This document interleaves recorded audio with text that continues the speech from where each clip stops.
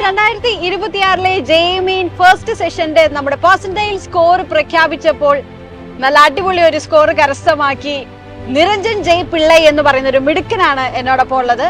അപ്പോൾ ബുർലിയൻ സ്റ്റഡീസ് സെന്ററിലെ ഇന്റഗ്രേറ്റഡ് ബാച്ചിലെ ഒരു വിദ്യാർത്ഥിയാണ്. കെ.ഇ. മാന്നാനത്താണ് അദ്ദേഹം പഠിക്കുന്നത്. ബാക്കി ഡീറ്റെയിൽസ് ഒക്കെ നമുക്ക് നിരഞ്ജന്റെ അടുത്ത് തന്നെ ചോദിക്കാം. And first of all congratulations. Yes, അപ്പോൾ പ്രതീക്ഷ പോലെ തന്നെ മോൻ പ്രതീക്ഷിച്ച ഒരു സ്കോർ ആയിരിക്കുമല്ലോ തീർച്ചയായിട്ടും. ആ ഒരു ഹാർഡ് വർക്കിന്റെ ഒരു ഫലമാണല്ലോ ഇപ്പൊ കിട്ടിയിരിക്കുന്നത്. ഓക്കെ, എന്ത് ഫീൽ ചെയ്യുന്നു ഇത്രയും നല്ലൊരു സ്കോർ കിട്ടിയപ്പോ? ഭയങ്കര എക്സൈറ്റ്മെന്റ് ഹാപ്പിനെസ് ഫീൽ ചെയ്യുന്നുണ്ട്. ഇത് ഏകദേശം പ്രഡിക്റ്റബിൾ ആയിരുന്നു. ഓക്കെ, എനിക്ക് ഇത്രയും സ്കോർ നമ്മൾ തിരിച്ചു വന്നിട്ട് ആൻസർ കീ ഒക്കെ വെച്ച് നോക്കിയപ്പോ ഏകദേശം എത്രയായിരുന്നു? ഏകദേശം ഒരു 250 റേഞ്ച് ആയിരുന്നു പ്രതീക്ഷിച്ചത്. ഇച്ചിരൂടെ കിട്ടി ഒരു 4 മാർക്ക് കൂടി കിട്ടിയ. ഓക്കെ, അപ്പം ഇപ്പൊ വീട്ടില് അവരുടെ ഒരു റെസ്പോൺസ് എന്തായിരുന്നു ഈ മാർക്ക് സ്കോർ അറിഞ്ഞു കഴിഞ്ഞപ്പോ? വീട്ടിലെല്ലാരും ഭയങ്കര ഹാപ്പിയാണ്. ഹാപ്പി. അതെ. ഓക്കെ, അപ്പൊ ഫസ്റ്റ് ഓഫ് ഓൾ നമുക്കിപ്പോ നിരഞ്ജനെ ഞങ്ങൾക്കറിയാം, നിങ്ങൾക്ക് പ്രേക്ഷകർക്ക് വേണ്ടിയിട്ട് നിരഞ്ജനെ ഒന്ന് കൂടുതലായിട്ട് ഒന്ന് പരിചയപ്പെടുത്താവോ? എൻ്റെ പേര് നിരഞ്ജൻ. ഞാൻ 6ാം ക്ലാസ് മുതൽ കെ.ഇ. സ്കൂളിലെ വിദ്യാർത്ഥിയാണ്. 8ാം ക്ലാസ് മുതൽ ബ്രില്യൻ്റെ ഫൗണ്ടേഷൻ പ്രോഗ്രാമിലുണ്ട്. എൻ്റെ വീട് തെള്ളകത്താണ്, കാരിത്താസ് ഹോസ്പിറ്റലിൻ്റെ അടുത്ത്. എൻ്റെ വീട്ടില് അച്ഛൻ, അമ്മ, അനിയനുണ്ട്. അച്ഛൻ ബാംഗ്ലൂർ ITC എന്ന് പറഞ്ഞ കമ്പനിയിൽ ഏരിയ മാനേജറായിട്ട് വർക്ക് ചെയ്യുന്നു. അച്ഛൻ്റെ പേര് ജിനു. അമ്മയുടെ പേര് മഞ്ജു. MG യൂണിവേഴ്സിറ്റിയിലെ ഫിസിക്സ് ഡിപ്പാർട്ട്മെന്റിൽ ടെക്നിക്കൽ ഓഫീസറായിട്ട് വർക്ക് ചെയ്യുന്നു. അനിയൻ മുകുന്ദൻ 3ാം ക്ലാസ്സിലാണ് പഠിക്കുന്നത്, കെ.ഇ. തന്നെ. ഓക്കെ, സോ മോൻ പറഞ്ഞു 6th സ്റ്റാൻഡേർഡ് തൊട്ട് കെ.ഇ. മാന്നാനത്തുണ്ട്. 8th സ്റ്റാൻഡേർഡ് തൊട്ട് ഫൗണ്ടേഷൻ കോഴ്സിൽ ജോയിൻ ചെയ്തിട്ട് ഇപ്പൊ ഇത്രയും നല്ലൊരു സ്കോറിലേക്ക് വന്ന് എത്തി നിൽക്കുകയാണ് അല്ലെ? അപ്പൊ ഒരു 8th സ്റ്റാൻഡേർഡ് തൊട്ടുള്ള മോന്റെ ഒരു ഭയങ്കരമായ ഒരു ആഗ്രഹം ആയിരിക്കുമല്ലോ ജെഇമെയിൻ ഇത്ര നല്ല സ്കോർ വാങ്ങാ എന്ന് പറയുന്നതും ആ ഒരു ഇത്ര നാളത്തെ ഹാർഡ് വർക്കിന്റെ ഫലമാണ് ഇപ്പൊ വന്നിരിക്കുന്നത് അല്ലെ?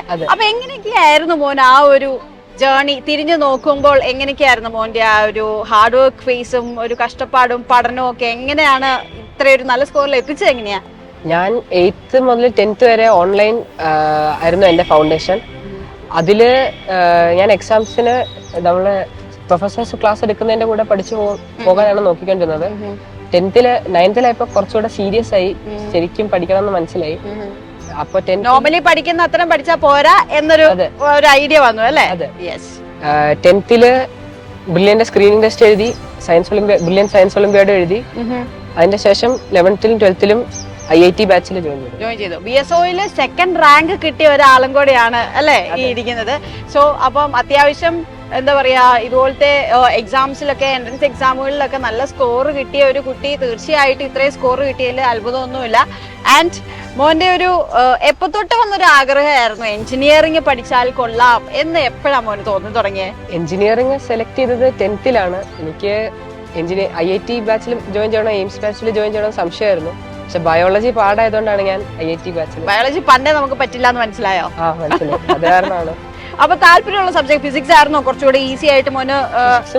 ഫിസിക്സും മാത്സും ഒക്കെ ആയിരുന്നു താല്പര്യം. അപ്പൊ അങ്ങനെയാണ് എന്നാ എഞ്ചിനീയറിംഗ് ഫീൽഡ് എന്തുകൊണ്ട് എടുത്തുകൂടാ എന്ന് ചിന്തിച്ചല്ലേ?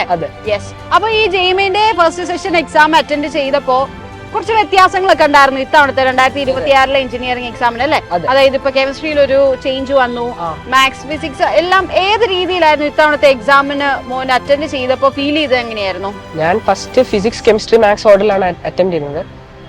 പേപ്പർ തുടങ്ങിയപ്പോ തന്നെ ഒരു ചെറിയൊരു വ്യത്യാസം ഉണ്ടെന്ന് മനസ്സിലായി. ആദ്യമേ കുറച്ച് ടഫായിട്ട് തോന്നി, പക്ഷെ ക്വസ്റ്റ്യൻ ചെയ്തപ്പോ കുഴപ്പമില്ലാതെ പോയി. അത്യാവശ്യം നല്ല രീതിയിൽ എക്സാം എഴുതി കഴിഞ്ഞു വന്നപ്പോഴത്തേക്കും ഓക്കെ എനിക്ക് നന്നായിട്ട് പെർഫോം ചെയ്യാൻ പറ്റി എന്നുള്ള ഫീലിലാണോ ഇറങ്ങി വന്നപ്പോ അത്രയ്ക്ക് ഇല്ലായിരുന്നു. പക്ഷെ കുറച്ചു നേരം കഴിഞ്ഞ് കൂട്ടുകാരോടൊക്കെ സംസാരിച്ചപ്പോഴാണ് എല്ലാവർക്കും പാടായിരുന്നു. അപ്പൊ അത്രയ്ക്കും പ്രശ്നമില്ലായിരുന്നു മനസ്സിലായി. അതെ. അപ്പൊ അതായത് എല്ലാരും ചിലർ വിചാരിക്കും ചില എക്സാംസ് ചില ഷിഫ്റ്റ് എളുപ്പമായിരുന്നു എന്ന് വെച്ചാൽ അവർക്ക് കൂടുതൽ സ്കോർ കിട്ടണമെന്നില്ല അല്ലെ? ചില ഷിഫ്റ്റ് ഭയങ്കര ടഫായിരുന്നു എന്നാൽ അവർക്ക് കുറഞ്ഞു പോകണമെന്നില്ല. ഇത് എല്ലാതിന്റെയും നോർമലൈസ്ഡ് ആക്കിയിട്ടുള്ള ഒരു ഇതായിരിക്കുമല്ലോ വരുന്നത്. യെസ്. അപ്പോ ആരായിരിക്കും മോന്റെ ഒരു ഇൻസ്പിറേഷൻ? അതായത് ഇങ്ങനെ ഒരു എഞ്ചിനീയറിംഗ് ഫീൽഡിലേക്ക് പോകുമ്പോൾ ഏറ്റവും കൂടുതൽ എന്റെ ഈ ജേർണി ഇൻസ്പയർ ചെയ്ത ഒരാളുണ്ട്, അതിപ്പോ ഫാമിലി മെമ്പർ ആവാം, പുറത്തുള്ള ഒരാളാവാം, അങ്ങനെ ആരെങ്കിലും ഉണ്ടോ? അച്ഛനും അമ്മയാണ് ഗ്രേറ്റ് ഇൻസ്പിറേഷൻ. യെസ്. അമ്മ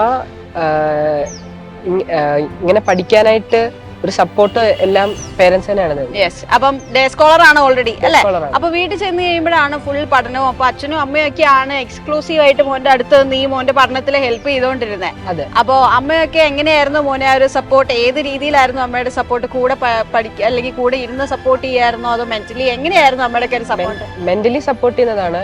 പഠിക്കാൻ കുറച്ച് ഫ്രീഡം തരും. നമ്മളിങ്ങനെ പ്രഷറിലൊന്നും ഇടാതിരുന്നു. ശരിക്കും അത് വലിയ വലിയ ഹെൽപ്പായിരുന്നു. കൂടുതലും മെന്റൽ സപ്പോർട്ടാണ്. നമുക്ക് ഒരു എക്സാമിന് ഇപ്പൊ കുറച്ച് സ്കോർ കുറഞ്ഞു പോയാലും കുറച്ച് മോട്ടിവേഷൻ ഒക്കെ തന്ന് പ്രശ്നമില്ല, നല്ലപോലെ പഠിച്ചാൽ മതി എന്നൊക്കെ പറയാറുണ്ട്. ഓക്കെ. മോന് ഈ ഡേ സ്കോളർ ആകുമ്പം സ്വാഭാവികമായിട്ടും ഇപ്പൊ ചിലരുണ്ട് ഹോസ്റ്റലിൽ വന്നിരുന്ന ആ ഒരു ടൈം ഷെഡ്യൂളിൽ പഠിച്ചിട്ടാണ് മാർക്ക് നേടിയെന്ന് ചിലർക്ക് തോന്നാം. വീട്ടിൽ നിന്ന് പഠിച്ചാൽ ഈ ഉദ്ദേശിച്ച സ്കോർ എനിക്ക് ലഭിക്കുമോ എന്നുള്ളൊരു ഡൗട്ട് ഉള്ളവരുണ്ട്. അപ്പൊ മോൻ എങ്ങനെയായിരുന്നു ആ ഒരു പഠനം ചാർട്ട് ചെയ്തോണ്ടിരുന്നത്? വീട്ടിലാകുമ്പോഴത്തേക്കും സ്വാഭാവികമായിട്ട് ഒരുപാട് ഡിസ്ട്രാക്ഷൻസ് ഉണ്ട് ഇല്ലേ? ഫോൺ ഉണ്ടാവാം, ഫാമിലി ഫംഗ്ഷൻസ് ഉണ്ടാവാം, അല്ലെങ്കിൽ ഫ്രണ്ട്സ് ഉണ്ടാവാം, നാട്ടിലെ ആൾക്കാരൊക്കെ ഉണ്ടാവാം. മോൻ എങ്ങനെയാണ് അപ്പൊ അതിൽ നിന്നൊക്കെ ഒന്ന് മാറി എങ്ങനെയായിരുന്നു മോന്റെ പഠനം, നിരഞ്ജന്റെ ആ ഒരു പഠനം ഈ ഒരു കറക്റ്റ് വേയിലൂടെ കൊണ്ടുപോയിക്കൊണ്ടിരുന്നത് എങ്ങനെയായിരുന്നു? ഞാൻ 11th തുടങ്ങിയപ്പോൾ തന്നെ തീരുമാനിച്ചു 2 വർഷത്തേക്ക് IIT കിട്ടിയിട്ടേ ഉള്ളൂ, വേറെ പരിപാടിക്കൊന്നും പോകുന്നില്ല.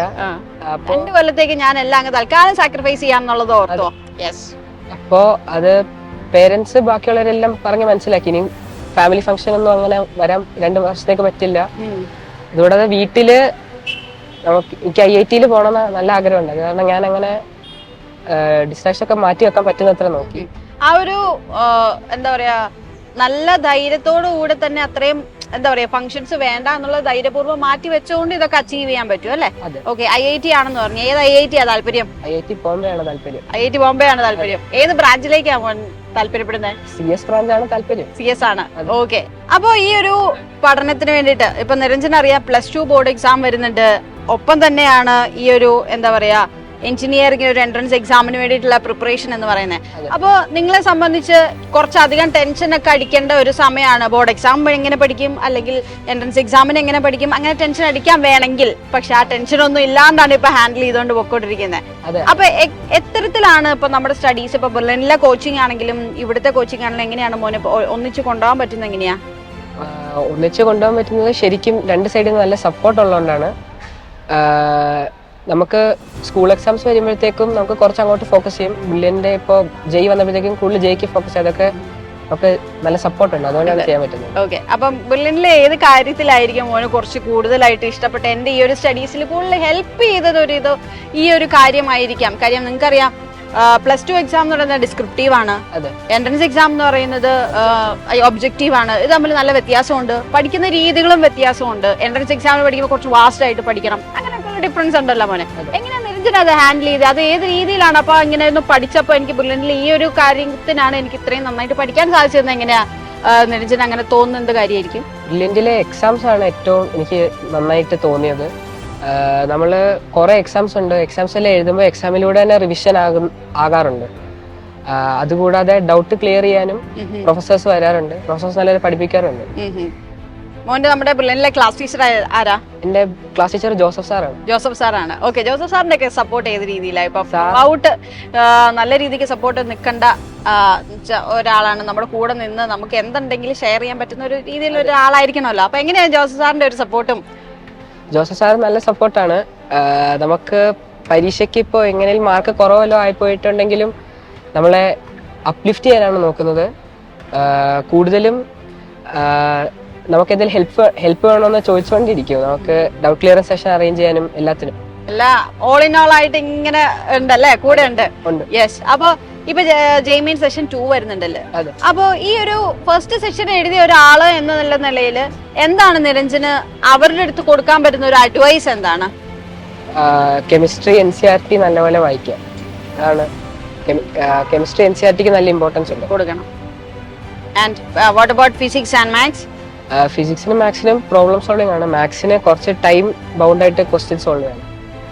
എങ്ങനെയാണ് ഇപ്പൊ മോൻ ആ ഒരു ടൈം ബൗണ്ടിൽ ഒന്ന് മാത്സ് ഒന്ന് ചെയ്ത് തീർക്കാൻ വേണ്ടിട്ട് മോൻ ചെയ്ത വഴികൾ എന്തൊക്കെയായിരുന്നു? മാത്സിന് കൂടുതൽ ടൈം എക്സാമിൽ നമുക്ക് കൊടുക്കാൻ നോക്കണം. ഒരു 180 മിനിറ്റ്സ് ഉള്ള എക്സാമിൽ ഒരു 100 to 90 മിനിറ്റ്സ് മാത്സിന് കൊടുക്കാൻ നോക്കണം. അതുകൂടാതെ നമ്മൾ ക്വസ്റ്റ്യൻ പ്രാക്ടീസ് ചെയ്യുമ്പോൾ നമ്മൾ ക്ലോക്ക് എടുത്ത് വെച്ച് പ്രാക്ടീസ് ചെയ്യുന്നതാണ് നല്ലത്. എപ്പോഴും ടൈം എപ്പോഴും അത് വെച്ച് പ്രാക്ടീസ് ചെയ്യുന്നത് ഭയങ്കര നല്ലതായിരിക്കും അല്ലെ? യെസ്, അപ്പൊ ജെഇ അഡ്വാൻസ് അപ്പിയർ ചെയ്യുന്നുണ്ടല്ലോ അല്ലെ? യെസ്, ആ ജെഇ അഡ്വാൻസിന്റെ പ്രിപ്പറേഷൻ എങ്ങനെ പോകുന്നു? ജെഇ അഡ്വാൻസ് തുടങ്ങി ഇപ്പൊ ഡിലീറ്റഡ് ടോപ്പിക്സ് ഒക്കെ പഠിച്ചോണ്ടിരിക്കുക. മെയിൻസിന്റെ പോർഷൻ ഇല്ലാത്തത് അഡ്വാൻസിലുണ്ട്, അത് പഠിച്ചോണ്ടിരിക്കുകയാണ്. അപ്പം അതിലേക്കാണ് കോൺസെൻട്രേഷൻ നന്നായിട്ട് കൊടുക്കുന്നത് അല്ലെ? അതെ. യെസ്, ജെഇ അഡ്വാൻസിന്റെ പ്രിപ്പറേഷൻ എന്ന് പറയുന്നതും ജെഇ മെയിനേക്കാൾ കുറച്ചുകൂടെ വ്യത്യാസമുണ്ട്. നല്ല രീതിക്ക് പഠിക്കണം അല്ലെ? അപ്പൊ ആ പ്രിപ്പറേഷൻസ് ഒക്കെ നന്നായിട്ട് കൊണ്ടുപോവുക. ഇതുപോലെ തന്നെ ജെഇ അഡ്വാൻസിന് നല്ല അടിപൊളി ഒരു സ്കോർ കരസ്ഥമാക്കാൻ സാധിക്കട്ടെ. ആൻഡ് മോൻ സ്വപ്നം കണ്ട IIT ബോംബെയിൽ തന്നെ സീറ്റ് ഉറപ്പിക്കാൻ സാധിക്കട്ടെ, CS-ൽ തന്നെ അല്ലെ? Okay, all the very best. And ഇനിയും ഉയരങ്ങളിലെത്താം കേട്ടോ. Thank you. Brilliant Study Center, India's #1 coaching center for NEET and JEE.